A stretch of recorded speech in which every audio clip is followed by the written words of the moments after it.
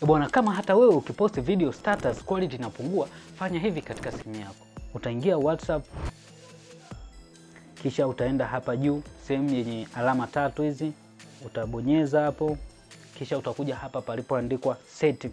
Ukiingia setting hapa, utakuja mpaka hapa sehemu palipoandikwa storage and data, hii hapa. Utakuja mpaka sehemu palipoandikwa chini kabisa hapa sehemu pameandikwa media upload and auto quality hapa. Utakachofanya hapo, utaingia kwa mfano ya kwanza media uploads hapa, kisha utakuta ipo standard by default. Kwa utakachofanya utaweka HD, kisha utasave. Pia utakuja hii iliyoandikwa auto download quality hii hapa. Pia hii hapa unaweza ukaweka HD, lakini hii hapa ni kwa ajili ya kama ukiwa una download kitu, lakini kwa msingi zaidi bora ukaweka pia hii hapa HD, na utaweka HD basi, kisha utasave. Kisha umesave hii video, umefollow na kuwatumia ndugu jamaa na marafiki.